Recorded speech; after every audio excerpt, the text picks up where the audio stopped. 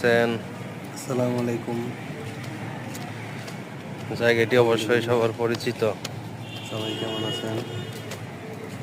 সবার প্রতি আমার ভালোবাসা। আপনাদেরকে এখন দেখাবো সুন্দর একটি জায়গা।